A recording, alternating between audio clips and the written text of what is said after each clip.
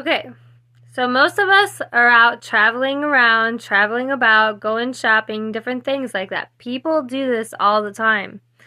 Be aware, people will mess with your cars, especially in Walmart parking lots. Excuse me, I burped.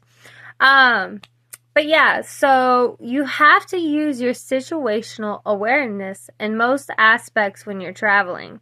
And if you're traveling alone, there's a little bit of risk, a little bit of risk towards you because not only are you being seen by police who can pull you in if they can find a good enough reason to and not have no eyewitnesses, which is why you should stay in at least two people at a time, travel with two people, try to avoid going places alone to protect yourself, and only stick with people, only go anywhere with people that you trust. Just because a police officer is pulling you over doesn't mean that's a trustworthy person. Just because it's the police doesn't mean that that person's not going to screw you over or try to harm you. So in the end, you always call 911 and you double check and you get the badge number. So they know that they have to behave themselves.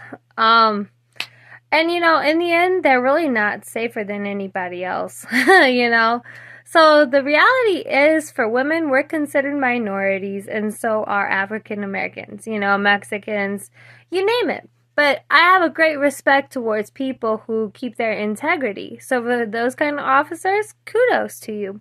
A-okay on doing a perfect job.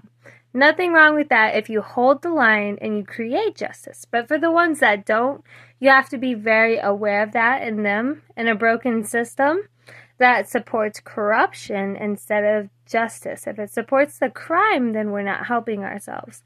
Because in the end, we're inconveniencing ourselves to someone that has a different purpose than what we expect them to. Because it says God above all things, above what man does, God before man is what we're taught biblically. God above men. God's up here, man's down here.